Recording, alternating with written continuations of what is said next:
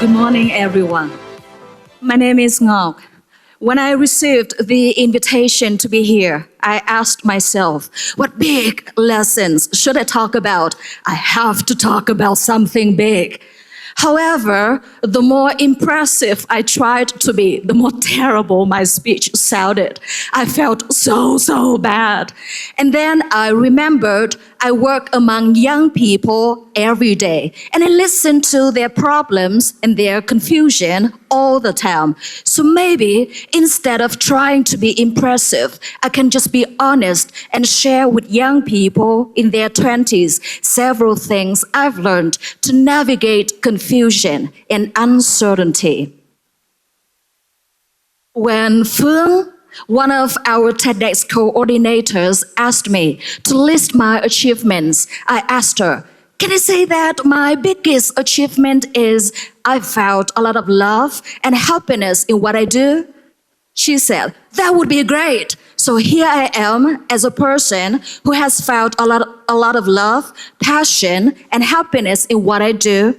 However, the very first thing I'd like to talk about is I didn't choose my job out of passion. No, I didn't have the opportunity to follow my passion right in the beginning. I needed money to support myself, And I had the chance to work with a very talented British director.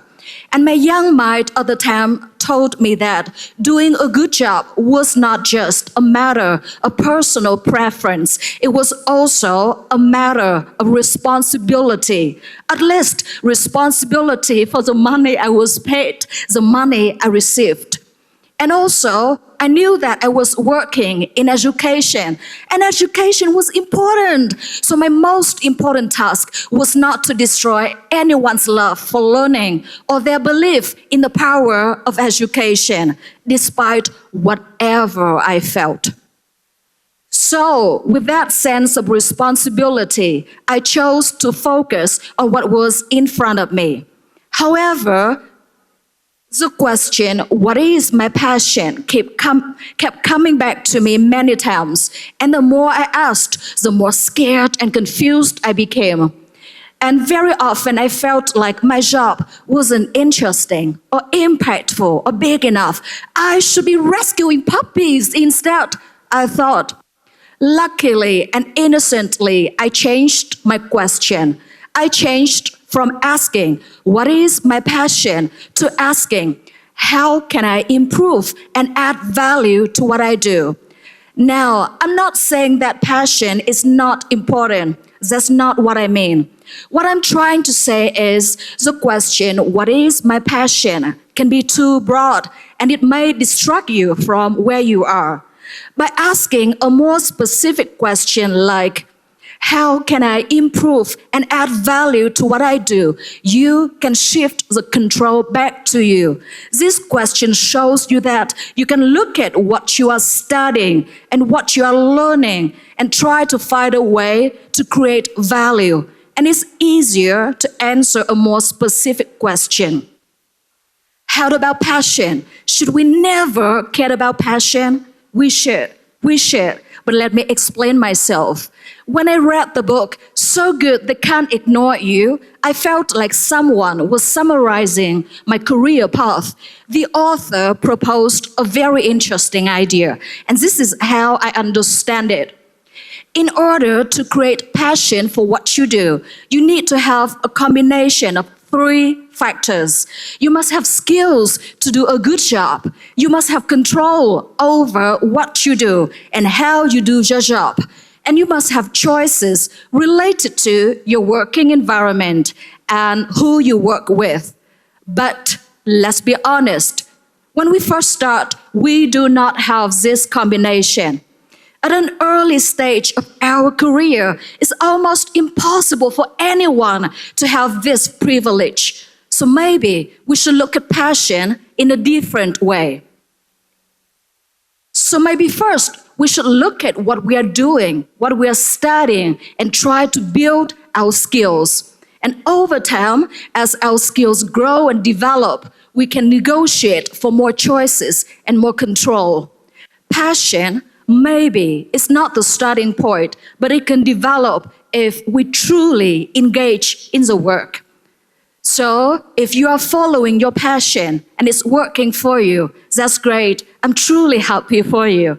However, if you are in a job that doesn't look like your passion, I hope I can offer a perspective. Next, during the unlocking process, young people may face another problem. I sometimes talk to young people who try out different options. They jump from one option to another, feeling lost and confused in an ocean of choices.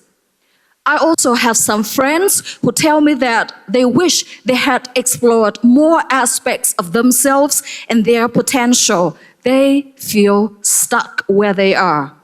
They wish they have more options. So how to have a balance between these two things? Now, today I'd like to talk about the T-shape I love. So basically, the T-shaped model says that first, you should focus on a main area, whether it is your job, your major, or your subject. Doing so, you will have something to hold on to, something to follow, which will protect you from feeling lost in an ocean of choices. You may experiment around, but you need to have a stable foundation to invest in. However, it's also a good idea to build a broad skill set across different areas, and that's the horizontal part of the T-shape. For example, it's a good idea for a student majoring in coding to learn communication skills, or for an English major to learn sales and marketing techniques. Why? It's because you may need to sell language courses and programs later. I'm not saying that you need to spend equal amounts of time on both areas, but maybe besides investing in your core area, you should spend, say, 20% of your time learning other things. By learning other things, you'll be able to discover parts of yourself that you didn't know existed. And while getting good at one thing, you make mistakes learning others, and the whole process will humble you. Also, it will make your life much more interesting. And with new perspectives and new experiences collected from other areas, you'll be able to look at and deal with your old problems more creatively. You'll be able to offer a unique combination of your core value and various experiences from other fields. Now, I'd like to talk a little bit about me and Yatsang, your university. I first came to Yatsang for a summer program where I learned about quantitative research, something my job didn't require at the time, but I wanted to experiment around. One thing led to another. Now I'm here giving a speech that I couldn't have imagined. This experience is new to me. It's unfamiliar to me. So maybe while doing this, I'm unlocking something inside me too. And after today, I go back to my work knowing that I have experimented outside my usual role, right on this TEDx platform. Now, I'd like to end my speech by talking about the most important point, choosing kindness, and I will explain why choosing kindness can be a very good strategy to build a strong career. Well, this is me giving a speech on graduation day as top student. I look happy, and I was.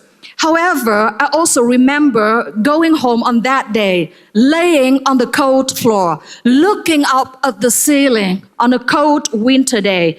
I felt completely empty. I felt very empty. I did so well, and I felt so bad. And that feeling of emptiness lasted for nearly a year. what was wrong, what went wrong. I had completed my master's program with high distinction, finished another training program. I ran my language business, and I taught my classes all at the same time. I had actively chosen them. I loved them, but I also felt myself falling out of love. I wanted to quit. Well, that period of emptiness taught me a very important thing. It is, even when you do what you love, you may end up hating what you love if you do it the wrong way. People keep saying that you should enjoy the process and you should not only focus on the end result. But let's be honest, it's impossible to enjoy the process if you are constantly unkind to yourself. During that period of time, I needed enough rest. I needed enough sleep, but I kept forcing myself to work harder, to drink more coffee. And when I went on the internet, I saw people doing wonderful things. A friend of mine was climbing a mountain on another continent. Her life was much more interesting than mine. And there I was, feeling like I wasn't doing enough. I wasn't achieving enough. I was not enough.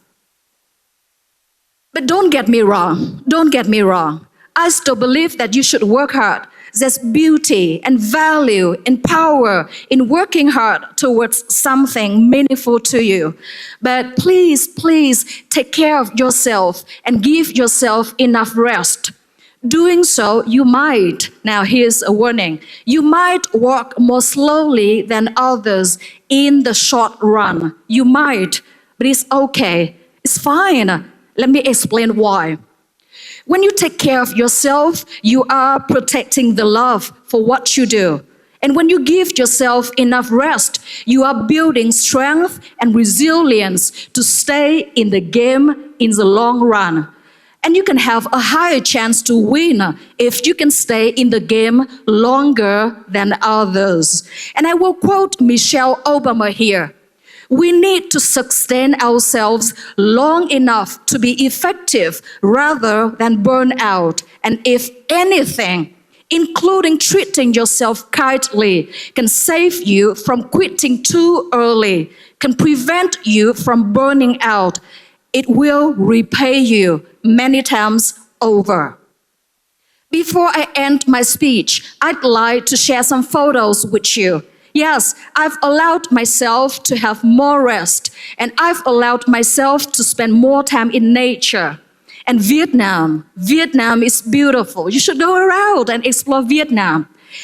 And amazingly, thanks to having enough rest, thanks to taking care of myself, now I have more energy and love to do my job more creatively, more productively, and happily.